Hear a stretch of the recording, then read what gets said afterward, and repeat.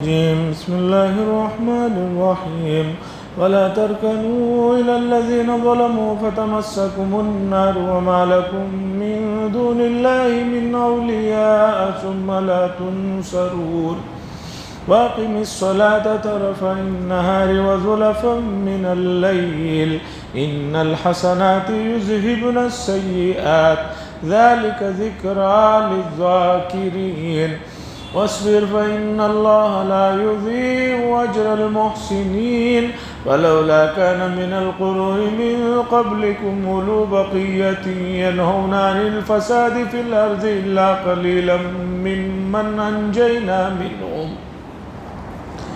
واتبع الذين ظلموا ما أترفوا فيه وكانوا مجرمين وما كان ربك ليهلك القرى بظلم وأهلها مصلحون ولو شاء ربك لجعل الناس أمة واحدة ولا يزالون مختلفين إلا من رحم ربك ولذلك خلقهم وتمت كلمة ربك لأملأن جهنم من الجنة والناس أجمعين وكلا نقص عليك من أنباء الرسل ما نثبت به فؤادك وجاءك في هذه الحق وموعظة وذكرى للمؤمنين وقل للذين لا يؤمنون اعملوا على مكانتكم إنا عاملون وانتظروا إنا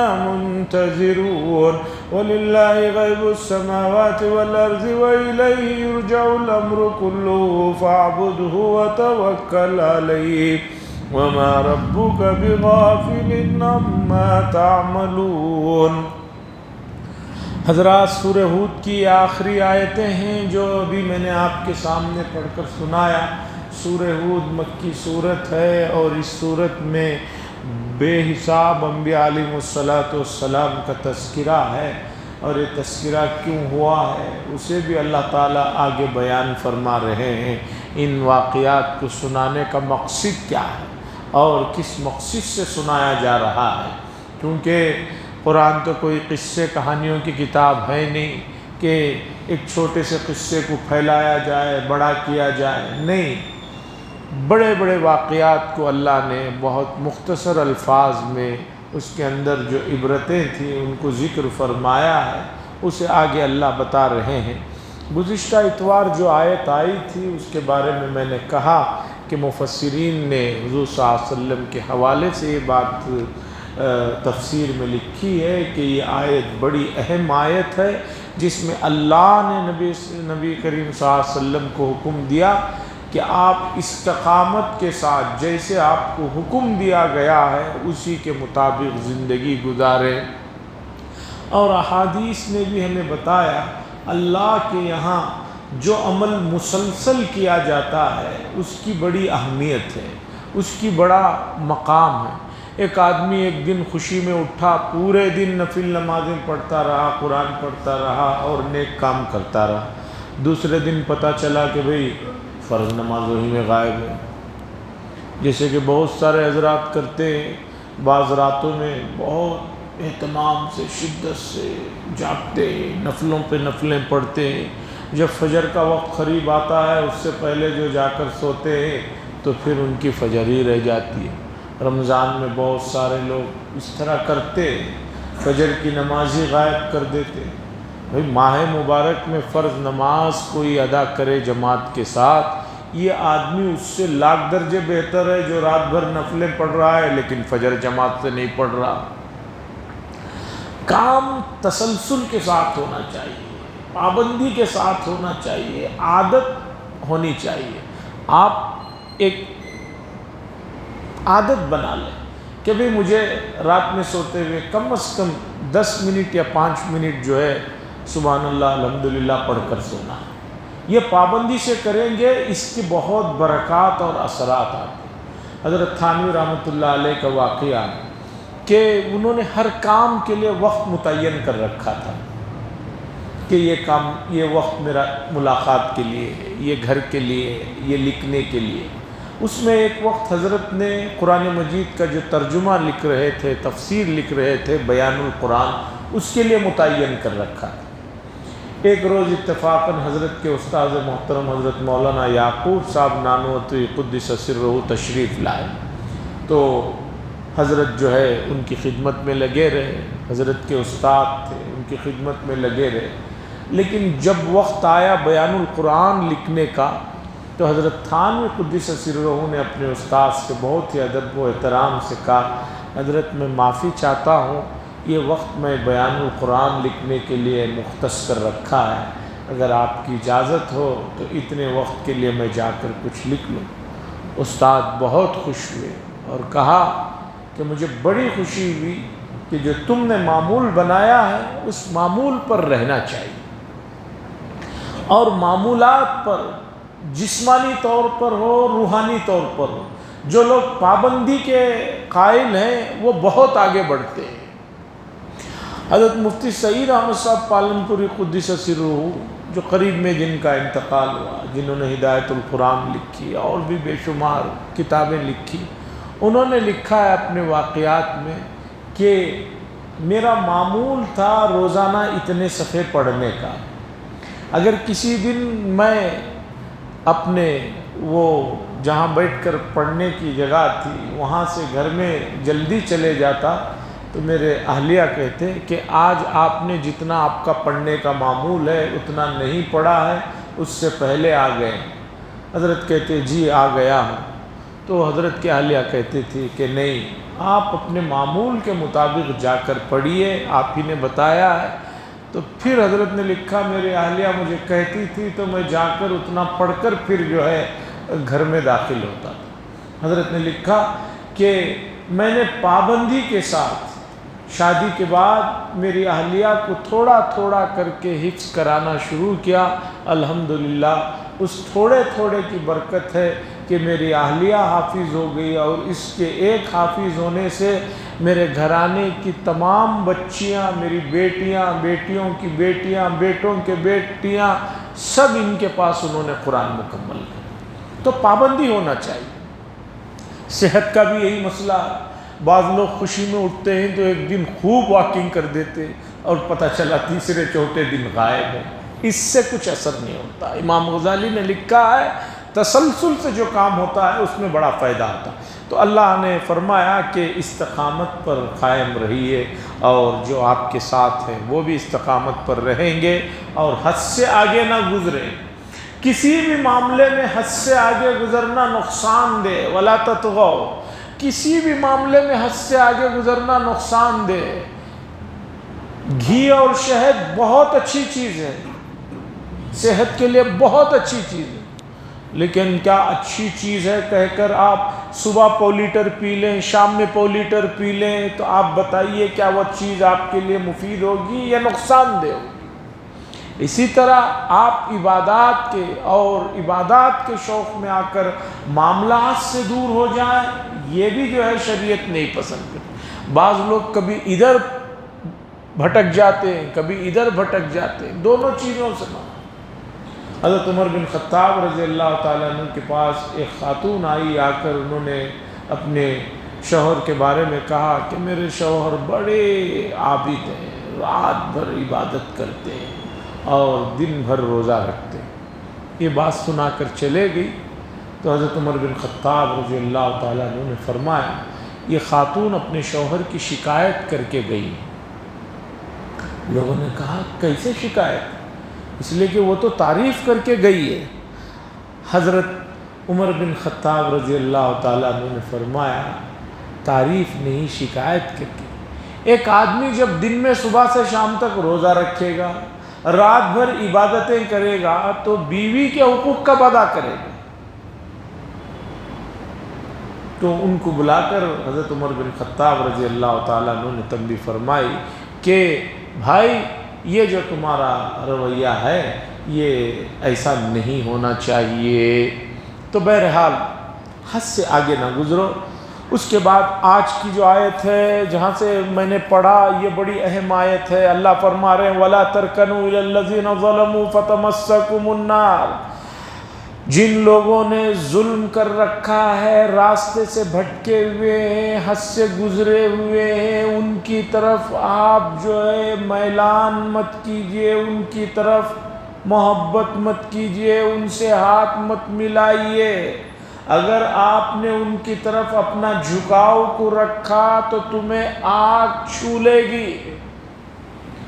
جو لوگ ظالم ہیں، جو لوگ حد سے زیادہ گزرنے والے ہیں، چاہے معاملات میں ہو، معاشرت میں ہو، عبادت میں ہو، ایسے لوگوں کی طرف کسی کو میلان اپنا ان کی طرف کرنے کی اجازت نہیں ہے۔ یہ آیت ہمیں صاف صاف بتا رہی ہے کہ جو لوگ نافرمان ہیں، معصیت کے عادی ہیں، ان کے لیے اگر ہمارے دلوں میں نرمی کا جذبہ ہوگا تو ان کو اور ہمت بڑھے گی۔ آپ کو معلوم ہی ہے، ایک مشہور واقعہ پیش آیا تھا کہ ایک عدالت میں ایک چور کو لایا گیا تھا، اس سے پوچھا گیا جب سزا سنانے کے بعد کہ تمہاری خواہش کیا ہے، تو اس نے کہا کہ میں اپنی ماں سے ملنا چاہتا ہوں۔ اس کی ماں کو جب ملایا گیا تو اس کے ہاتھ میں کوئی چیز تھی، اس سے اس نے اس کی ماں پر حملہ کر دیا۔ کورٹ میں پوچھا گیا کہ بھی ماں پر تم نے حملہ کیوں کیا؟ تو اس نے کہا کہ اگر میں نے پہلے دن جب چوری کی، پہلے دن جب غلطی کی، تب ہی میری ماں نے میرے اوپر سختی کیا ہوتا تو آج میں یہ نتیجے پر، آج میں اس مقام پر نہ پہنچتا۔ تو قرآن نے بتایا جو لوگ ظالم ہیں ان کے لیے نرم دلی نہیں ہونی چاہیے، ان کے ان گناہوں میں آپ بھی شریک ہو جائیں گے۔ بنی اسرائیل کے واقعات جو ہے 9ویں پارے میں تفصیل سے گزرے ہیں کہ جس میں اللہ نے بتایا کہ بہت سے لوگ جب شروع میں ان کے نافرمان ہونے لگے تو یہ لوگ ذرا دور دور رہتے تھے، ان سے علیحدہ رہتے تھے، لیکن پھر یہ جب ان کے ساتھ ہی ملنے جلنے، اٹھنے بیٹھنے، مزے کرنے لگے تو اللہ نے ان کے دلوں کو بھی ان کے جیسے کر دیا۔ اور حدیث میں محبت بھی اللہ کے لیے کرو، بغض اور غصہ بھی اللہ کے لیے کرو۔ وَلَا تَرْكَنُوا، اور آپ ان کی طرف مائل مت ہوجئے جو لوگ ظلم کر رہے ہیں، جنہوں نے ظلم کر رکھا ہے۔ فَتَمَسَّكُمُ النَّارُ، تمہیں آگ چھو لے گی۔ وَمَا لَكُم مِّن دُونِ اللَّهِ، اور اللہ کے علاوہ کوئی آپ کو جو ہے دوست نہیں ملے گا، اللہ کے علاوہ کوئی دوست میسر نہیں ہوگا اور نہ تمہاری مدد کی جائے گی۔ بڑی اہم آیت ہے۔ معاشرے میں جو برائیاں پھیل رہی ہیں، ان برائیوں کو روکنے کے لیے ایسے لوگوں کے ساتھ ہمیں ان کو احساس دلانا ہے کہ تم غلط کر رہے ہو، اس سے باز آ جاؤ، لیکن ہم نہیں دلاتے، ان کے ساتھ ہنسی مذاق میں ہیں، کھیل کود میں ہیں، تو اب ان کو بھی سوچا جاتا ہے کہ میں تو کوئی غلطی نہیں کر رہا ہوں، اس لیے اسی کام میں لگا رہا ہوں۔ وَأَقِمِ الصَّلَاةَ، اللہ حکم دیتے ہیں اور نماز کو قائم کیجئے طرف النہار، دن کے دونوں سروں میں، وَزُلَفًا مِّنَ اللَّيْلِ، اور رات کے کچھ حصے میں۔ دن کے دونوں سروں سے مطلب ہے دن جب شروع ہوتا ہے فجر کی نماز ہے، اور دن جب ختم ہوتا ہے تو مغرب کی نماز ہے۔ مفسرین کہتے ہیں کہ فجر کی اور مغرب کی، بعض مفسرین کہتے ہیں اس سے فجر کی اور عصر کی نماز، چونکہ عصر کی نماز دن کے ڈھلنے پر ہے، اس کے بعد مغرب کی نماز تو وہ رات شروع ہونے کے بعد پڑھی جاتی ہے۔ چونکہ یہ دونوں نمازوں کا وقت ایسا ہے جس میں آدمی کو سونے کی عادت ہوتی ہے، فجر میں بھی آدمی سو رہا ہوتا ہے اور عصر سے پہلے بھی آدمی کھانا کھا کر خیلولہ کر رہا ہوتا ہے۔ ان دو اوقات میں اکثر نمازیں چھوٹ جاتی ہیں، ان دونوں اوقات کی۔ میں خود مسجدوں میں تجربہ کرتا ہوں کہ عصر کے مقابلے میں مغرب میں لوگ زیادہ رہتے ہیں۔ عصر میں کیوں نہیں رہتے؟ کچھ ڈیوٹی کو گئے ہوئے رہتے ہیں، لیکن ڈیوٹی کو نہیں جانے کے باوجود بھی گھروں میں جو ہے کھانے کے بعد دیر سے کھانا کھانا، پھر باتیں کرتے کرتے تھوڑی دیر سو جاتے ہیں، عصر کی نماز نکل جاتی ہے۔ وَأَقِمِ الصَّلَاةَ، نماز کو قائم کیجئے طرفَ النہار، دن کے دونوں سروں میں، وَزُلَفًا مِّنَ اللَّيْلِ، اور رات کے کچھ حصے میں عشاء کی نماز ہے اور تہجد کی نماز ہے۔ ان الحسنات، بے شک حسنات نیکیاں، اچھائیاں، یذہبن السیئات، برائیوں کو مٹا دیتی ہیں۔ نیکیوں کی خوبی یہ ہے وہ برائیوں کو مٹا دیتی ہیں۔ آپ نے دیکھا ہوگا کہ انسان کے جسم میں جب برا کولیسٹرول بڑھنے لگتا ہے تو اچھا کولیسٹرول خود بخود کم ہونے لگتا ہے۔ جب اچھا کولیسٹرول نارمل ہونے لگتا ہے تو برا کولیسٹرول جو ہے کم ہونے لگتا ہے۔ تو نیکیوں کی یہی بات ہے کہ یہ برائیوں کو مٹا دیتی ہے۔ ان الحسنات، بے شک نیکیاں، یذہبن السیئات، برائیوں کو ختم کر دیتے ہیں۔ ذالک ذکریٰ للذاکرین، یہ نصیحت ہے ان لوگوں کے لیے جو نصیحت کو قبول کرتے ہیں، جو نصیحت حاصل کرنا چاہتے ہیں۔ اللہ فرما رہے ہیں نیک کام کرو، نیکی برائی کو مٹاتی ہے، اور برائیاں جتنی کم ہوتی چلے جاتی ہیں نیکیاں کرنے میں اتنی آسانیاں ہو جاتی ہیں۔ ایک آدمی کو نیکی کرنے میں پریشانی ہو رہی ہے، یہ اس بات کی علامت ہے کہ برائیوں کا حصہ بڑھ گیا ہے، برائیوں کا حصہ بڑھ گیا ہے۔ اگر نیکیاں کرتے رہے گا، اور نیکیوں کے لیے شریعت نے بڑا وسیع باب رکھا، نیکیوں کے لیے بہت کچھ آسانیاں کر دی۔ جاتے ہوئے کسی کو سلام کر دیا، راستے میں گری پڑی چیز تکلیف دینے والی اٹھا دیا، پھینک دیا، کنارے پر لگا دیا، یہ تمام چیزیں، اور مثبت سوچنا، آدمی کو اچھا سوچنا، اور اللہ کے بارے میں حسن ظن رکھنا۔ آج بڑا مسئلہ یہ ہے کہ آدمی کی سوچ جو ہے وہ نیگیٹیو بہت ہو گئی ہے، منفی سوچ بہت رکھتا ہے۔ ہمیشہ یہ سوچتا ہے، کسی کو بھی دیکھا وہ کوئی ہنس رہا ہے، کوئی بات کر رہا ہے، آدمی یہی سوچتا ہے کہ میرے ہی بارے میں بات کر رہا ہوں۔ اب یہاں سے اس آدمی کو جو پریشانی شروع ہوتی ہے تو روح تو پریشان رہتی ہے، جسم میں بھی جو ہے خون ادھر سے ادھر ہونا شروع ہو جاتا ہے۔ اس لیے شریعت نے بھی تہمت والی جگہوں سے بچنے کے لیے منع کیا۔ شریعت نے کہا کہ 3 آدمی بیٹھے ہوئے ہوں تو 2 آدمیوں کو کانا پھوسی کرنے کی اجازت نہیں۔ 3 آدمی بیٹھے، 4 آدمی بیٹھے، 2 آدمی آہستہ آہستہ کان میں بات کر رہے ہیں، تو اب ان 2 آدمیوں کو یا سنگل جو آدمی بیٹھا ہے اسے تشویش ہوتی ہے، بھئی کوئی بات ہے جو میرے سے چھپا رہے، کیا بات ہو سکتی ہے؟ اب جو ہی یہ سوچتا ہے شیطان فوراً خون میں آ جاتا ہے، اس نے آ کر اسے بتانا شروع کرتا ہے تمہارے ہی بارے میں، میرے ہی بارے میں کچھ برا سوچتا ہے۔ شریعت نے کہا کہ 3 آدمی بیٹھے ہوئے ہیں تو وہاں 2 آدمیوں کو ایسی لینگویج میں بات کرنا منع ہے کہ جو تیسرا نہیں سمجھتا۔ 3 آدمی ہیں، اردو میں بات کر رہے تھے، اچانک 2 آدمی جو ہے کسی اور زبان میں بات کر رہے ہیں جو تیسرے آدمی کو نہیں معلوم ہے۔ اب اسے تشویش شروع ہو جاتی ہے، کوئی بات ہے جو مجھے چھپانا چاہ رہے ہیں، جو مجھ سے پوشیدہ رکھنا چاہ رہے ہیں، اب اس کا ذہن منتشر ہونا چاہتا ہے۔ شریعت نے کہا کسی کو تکلیف دینا اس طریقے پر اس کی اجازت نہیں ہے۔ معاملات کے سلسلے میں شریعت بڑی سخت پابندیوں کو عائد کیا ہے، لیکن بقول حضرت تھانوی رحمہ اللہ کے لوگ معاملات کو شریعت کا حصہ ہی نہیں سمجھتے۔ خاص طور پر حضرت تھانوی قدس سرہ کی کتابیں معاملات پر، ایک کتاب ہے آداب المعاشرت، ضرور پڑھنا چاہیے، کیا کیا چیزیں شریعت نے کتنی چھوٹی چھوٹی بتائی ہیں۔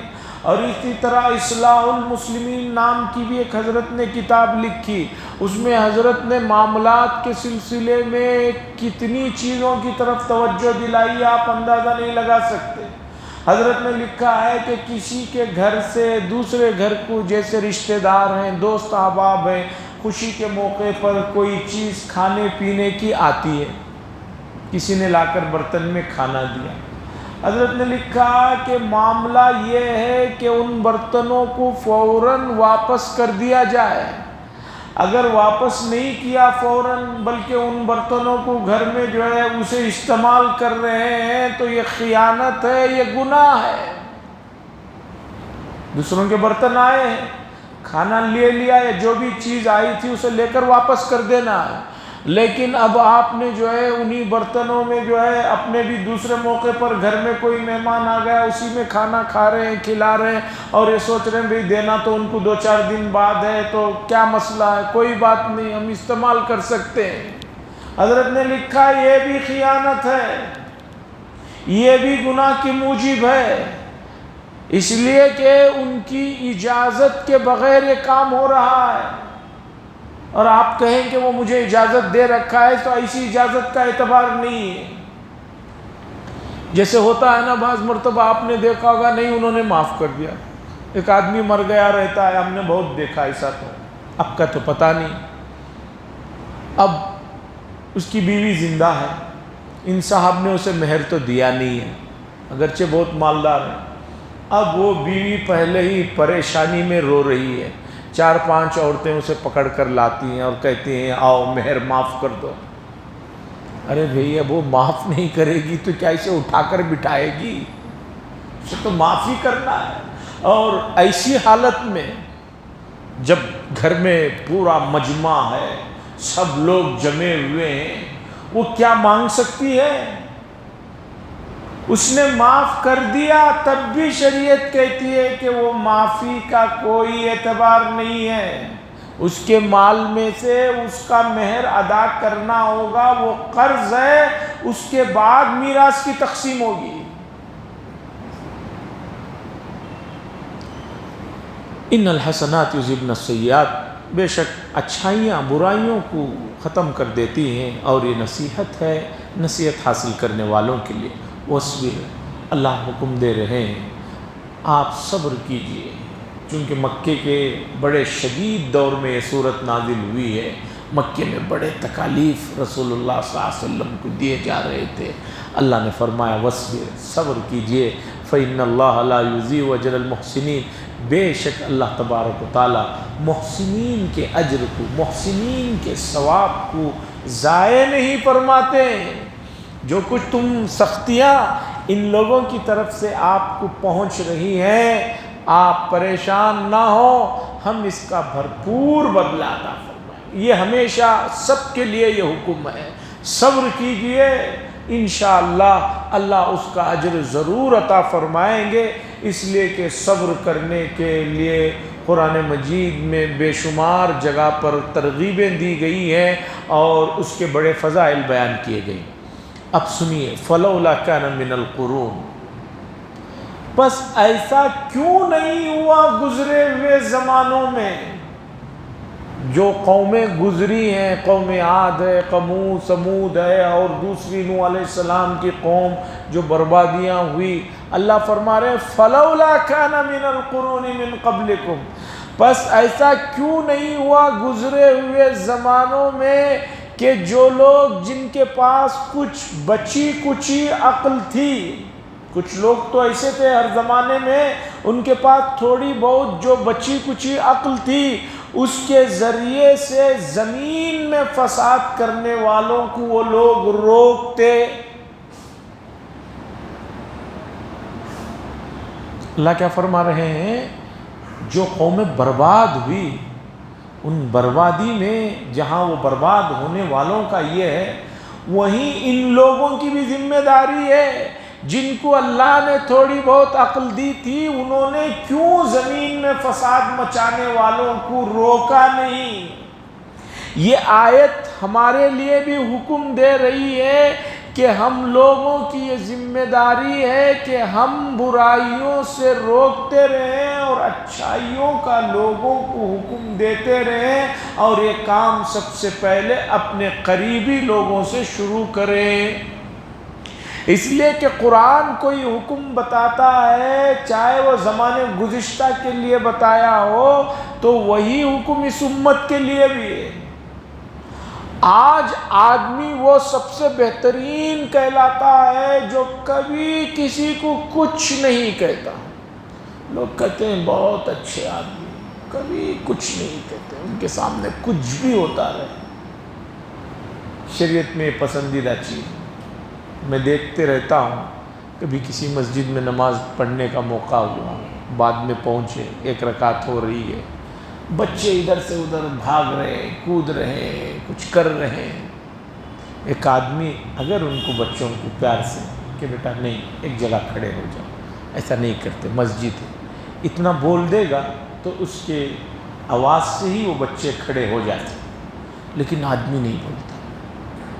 چلیے یہ دوسری بات. اور ایک بات سنیے، بعض مرتبہ بعض لوگ آپ ہی کے قریب میں کھڑے ہو کر نماز میں ایک غلطی کرتے ہیں. آپ کو مسئلہ معلوم ہے لیکن آپ بتاتے نہیں. غلطی کیا؟ کوئی آدمی امام کو رکوع میں اس حالت میں آ کر ملتا ہے کہ امام رکوع سے اٹھ رہا ہے، یہ رکوع میں داخل ہو رہا ہے.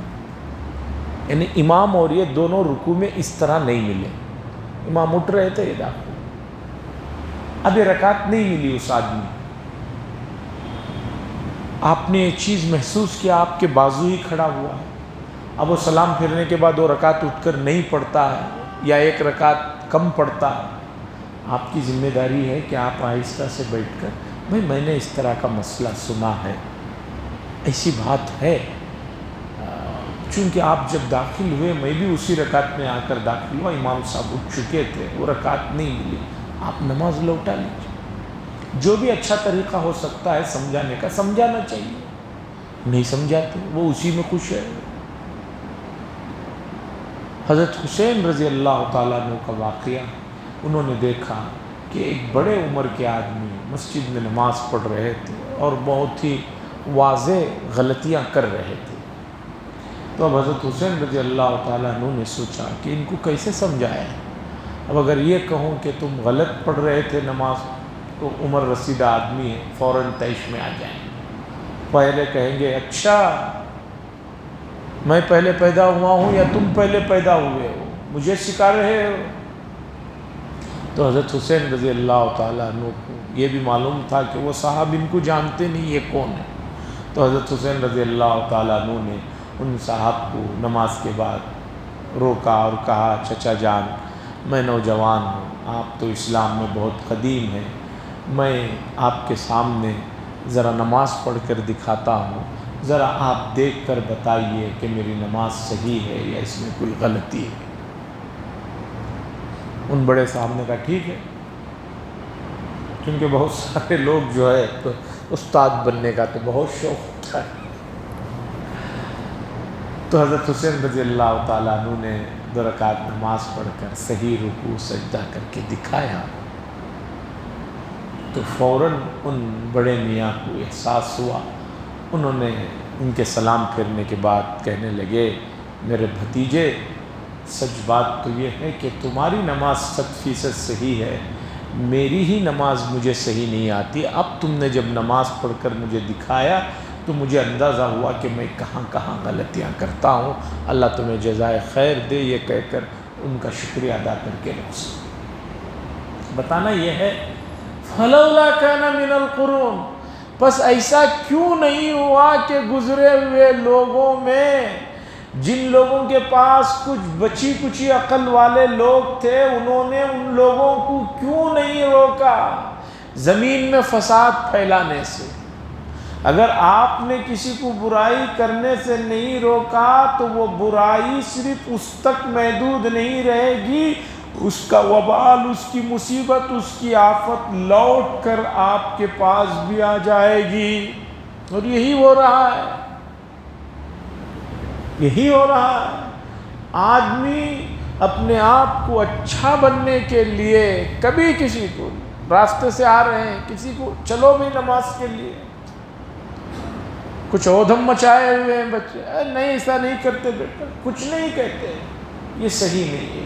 بلکہ بعض لوگ تو اتنے نیک ہوتے ہیں کہ وہ اپنے گھر والوں کو بھی نماز کے لیے نہیں کہتے، اور گھر والے کہتے ہیں ہمارے میاں بڑے نیک آدمی، کبھی بھی انہوں نے جو ہے ہمیں صبح کی نماز کو اٹھ کر جو ہے ستایا نہیں کہ تم بھی نماز کو اٹھو، بلکہ نماز کے بعد چائے بنانے کے لیے بھی نہیں ستایا، خود ہی بنا کر پی لیتے تھے۔ بڑے نیک آدمی تھے۔ یہ نیک آدمی ہیں کہ آپ اپنے گھر والوں کو صبح کو نماز کو نہیں اٹھا رہے ہیں۔ معیار سمجھنے کا ہے۔ اللہ فرماتے ہیں اِلَّا قَلِيلًا مِّمَّنْ أَنْجَيْنَا مِنْهُمْ، اللہ فرماتے ہیں کچھ لوگ تھے جن کو ہم نے ان میں سے نجات دیا۔ گزرے ہوئے زمانوں میں بہت خراب لوگوں کی فہرست لمبی تھی، اچھے لوگوں کی کچھ جو ہے یہ تھی، تو اللہ فرماتے ہیں ان میں سے کچھ تھے۔ وَاتَّبَعَ الَّذِينَ ظَلَمُوا، اور جو لوگ ظلم کے راستے پر چل رہے تھے وہ اتباع کرتے رہے اس چیز کا، اور جو ان کو ہم نے دے رکھا تھا اس میں وہ سرکشی میں بڑھتے چلے گئے۔ وَكَانُوا مُجْرِمِينَ، اور وہ برے لوگ تھے، وہ اپنے عیش و عشرت میں اتراتے گئے اور اسی کے بلبوتے پر چلتے رہے۔ وَمَا كَانَ رَبُّكَ لِيُهْلِكَ الْقُرَىٰ، اس صورت میں اب تک بے شمار واقعات آئے جس میں قوموں پر جو عذابات آئے اسے اللہ نے تفصیل سے بتایا تھا۔ اب اللہ بتا رہے ہیں اور آپ کا رب ظالم نہیں ہے کہ کسی بستی والوں کو ہلاک کر دے جبکہ وہ بستی کے لوگ صحیح روش پر۔ کوئی یہ نہ سوچے اللہ نے ظلماً سابق زمانے میں بستیوں کے بستیاں برباد کر دیے، نہیں، اللہ نے کسی بستی کو ہلاک نہیں کیا، وہاں کے لوگوں کو ہلاک نہیں کیا، مگر ان کے ظلم و ستم کی وجہ سے، ان کی نالائقی کی وجہ سے۔ وَأَهْلُهَا مُسْلِمُونَ، اچھے لوگ رہے ہوں اور ان کو ہلاک کر دیا ہو، ایسا نہیں۔ آگے اللہ رسول اللہ صلی اللہ علیہ وسلم کو تسلی دیتے ہیں وَلَوْ شَاءَ رَبُّكَ، اور اگر آپ کا رب چاہتا تو بنا دیتا تمام لوگوں کو ایک ہی امت، ایک ہی جماعت بنا دیتے، لیکن اللہ کے فیصلے اور حکمت میں یہ بات نہیں ہے کہ دین پر لوگوں کو زبردستی چلایا جائے۔ پھر زبردستی اگر دین پر چلایا جائے تو پھر جنت کس کے بدلے میں مل رہی ہے؟ اللہ نے یہ اختیار انسان کو تھوڑا سا دے رکھا ہے کہ وہ اپنے اختیار سے اچھائی کا راستہ اپنائے تو تبھی جنت جا کر ملے گی۔ اس لیے اللہ نے ایسا نہیں کیا کہ سب کو ایک ہی چیز پر مجبور کر دیا۔ اگر اسکول میں سب لوگوں کو 100 نمبر ہی دینا ہے تو پھر ایگزام لینے کا کیا مسئلہ ہے؟ اگر کسی اسکول والوں نے یہ کہا کہ بھئی ہم تو تمام بچوں کو پاس کریں گے 100%، 100 نمبر دیں گے، بھئی جب 100 نمبر ہی سب بچوں کو دینا ہے تو پھر امتحان لینے کا کیا مطلب؟ امتحان تو اسی وقت لیا جائے گا جب نمبرات کم و بیش ہوں گے، تبھی اس کا اثر ظاہر ہوگا، کون قابل ہے کون غیر قابل ہے۔ حالانکہ سب بچوں کو صحیح پڑھایا گیا، ایک ہی وقت میں سمجھایا گیا، کسی نے سمجھا کسی نے نہیں سمجھا۔ وَلَا يَزَالُونَ مُخْتَلِفِينَ، اللہ فرماتے ہیں اور یہ لوگ ہمیشہ اسی طرح غلط راستے پر رہیں گے، یعنی مختلف چیزوں پر رہیں گے۔ إِلَّا مَن رَحِمَ اللَّهُ، مگر یہ کہ اللہ جن پر رحم فرما دے، توجہ فرما دے، ان کا مسئلہ الگ ہے۔ آگے بھی کچھ چیزیں ہیں جسے اللہ نے بیان فرمایا، وقت ہو گیا اسے ذکر کروں گا۔ میں یہ بتاتا چلوں الحمدللہ ربیع الاول کا چاند بھی نظر آ گیا ہے۔ امت ربیع الاول میں ایک دن ایک مخصوص وقت میں تھوڑی دیر کے لیے رسول اللہ صلی اللہ علیہ وسلم کو یاد کر لیتے ہیں، اور یاد کرنے کا جو طریقہ صحابہ سے، تابعین سے، اولیاء سے ہے وہ طریقہ نہیں، پورا عجیب عجیب چیزیں لے کر روڈوں پر اس پر اس پر گھومتے ہیں پھرتے ہیں، اور عالم یہ ہے کہ اسی دن صبح کی نماز میں وہ سب غائب۔ آپ نے دیکھا ہوگا کہ 9ویں محرم کی رات کو اتنا ناچتے ہیں شیعہ لوگ، اتنا ناچتے ہیں، اور 10 کی صبح جا کر جو بے ہوش ہوتے ہیں سوتے ہیں 11 کی صبح میں اٹھتے ہیں۔ جبکہ حسین رضی اللہ تعالیٰ عنہ کی شہادت جمعہ کے بعد عصر کے وقت میں ہوئی تھی۔ جب ان کی شہادت ہوئی وہ وقت میں تو یہ خراٹے میں پڑے رہتے ہیں، اس سے پہلی رات میں جشن مناتے ہیں، رات بھر ناچ رہے ہیں، انگار پہ ناچ رہے ہیں، تلواریں مار رہے ہیں۔ شریعت یہ چاہتی ہے کہ کسی بھی کام میں آپ اپنے پسند یا اپنی سوچ سے مت چلیں۔ اس کی ایک چھوٹی سی مثال دیتا ہوں۔ ایک آدمی کو حضرت علی رضی اللہ تعالیٰ عنہ نے دیکھا کہ دعا مانگ رہا ہے، ہاتھوں کو ایسا اوپر اٹھایا ہوا ہے۔ حضرت علی رضی اللہ تعالیٰ عنہ نے پوچھا کہ بھی یہ دعا مانگنے کے لیے ہاتھوں کو اتنی اوپر کیوں اٹھایا؟ وہ کہنے لگا جب آدمی دعائیں مانگتا ہے تو اللہ کی رحمتیں اترتی ہیں، میں آگے بڑھ کر اوپر ہی سے لے رہا ہوں۔ اس نے جو وجہ بتائی پوائنٹ ہے، اس میں پوائنٹ تو ہے کہ بھی رحمتیں اتر رہی ہیں، جلدی آگے بڑھ کر لے لیتا ہوں، استقبال کر کے لے لیتا ہوں، پوائنٹ تو ہے۔ حضرت علی رضی اللہ تعالیٰ عنہ نے فرمایا میرے بھائی، رسول اللہ صلی اللہ علیہ وسلم سے بڑھ کر اللہ کی رحمتیں کسی اور پر نہیں اتر سکتی، اور اس کا احساس اور اسے کوئی آپ سے زیادہ دیکھ بھی نہیں سکتا، لیکن میں نے پوری زندگی رسول اللہ صلی اللہ علیہ وسلم کو دعا مانگتے ہوئے ہاتھوں کو سینے سے اوپر لے جاتے ہوئے نہیں دیکھا۔ یہ دعا مانگنے کا طریقہ ہے، سینے کے قریب۔ بعض لوگ ایسا اس کی وجہ نہیں، بہت رحمتیں آ رہے ہیں، سنبھال رہا، یہ خلاف سنت ہونے کی وجہ سے مردود ہے۔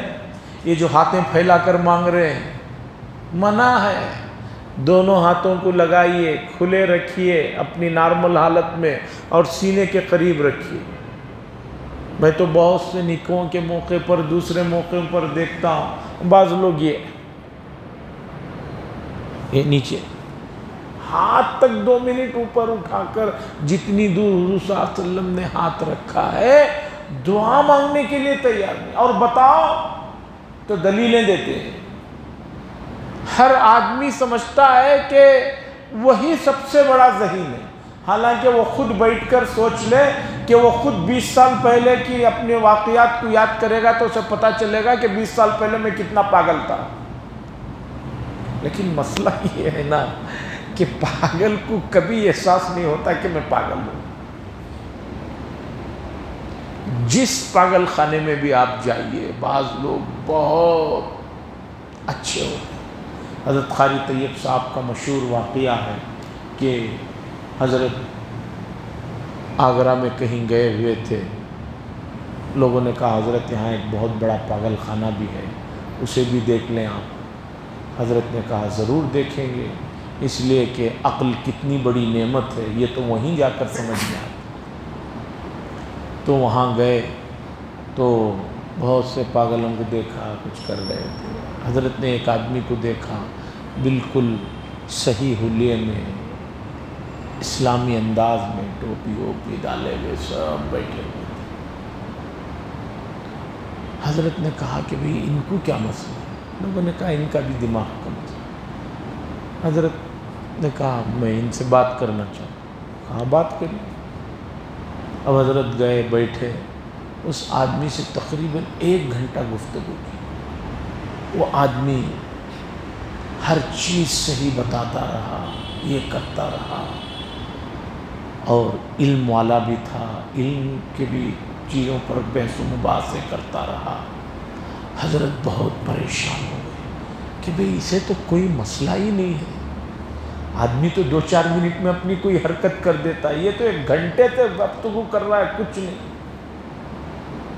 اس کے بعد حضرت نے سوچا کہ بھئی یہاں کا مسئلہ ہوگا کچھ۔ اس کے بعد حضرت نے کہا کہ بھئی میں چلتا ہوں۔ جب ملاقات کرنے کے لیے ہاتھ بڑھا کر اٹھے تو اس نے کہا کہ حضرت 1 منٹ رک جائیے۔ حضرت رک گئے تو خوب اندر سے کھکار کے تھوک نکال کے حضرت کے منہ پہ تھوک دی۔ پاگل خانے والوں نے بتایا یہی معاملہ ہے، آپ 23 گھنٹے بیٹھے رہیے، 23 گھنٹے عقل کی باتیں کرے گا، اور جب آپ جانے لگیں گے اس وقت کی حرکت کریں۔ یہی ایک لمحہ. تو پاگل سمجھتا نہیں. خیر، اسلامی چیزوں میں گزارش ہے سبھی مصلیان اکرام سے، سبھی مومن بھائین سے، محبت کے اظہار کے لیے بھی اللہ اور اس کے رسول نے طریقے بتائے ہیں. آپ کو حضور سے بہت محبت ہے، اس کا اظہار کرنا ہے، اس کے لیے طریقہ بتایا گیا ہے. کسی جگہ آپ کو اپنے حساب سے معاملات فکس کرنے کے لیے شریعت نے نہیں چھوڑا ہے. ماں کے پیٹ سے لے کر قبر کی پیٹ تک تمام چیزیں شریعت نے بتایا ہے. اس کے مطابق جینا، اسی کا نام اسلام ہے، اسی کا نام شریعت ہے، اسی کا نام رسول اللہ صلی اللہ علیہ وسلم کی اتباع ہے. اپنے حساب سے اپنی پسند سے کام کریں گے، وہ جتنا بھی اچھا کام کیوں نہ ہو، وہ کام ناقابل قبول ہے. وآخر دعوانا ان الحمدللہ رب العالمین. لک الحمد و لک الشکر یا اللہ. اللہم صلی علی سیدنا شفیعنا نبینا حبیبنا مولانا محمد بارک وسلم. ربنا آتنا فی الدنیا حسنہ وفی الآخرۃ حسنۃ وقنا عذاب النار. صلی اللہ تعالی وسلم علی خیر خلق محمد وعلی آلہ وصحبہ اجمعین والحمد للہ رب العالمین.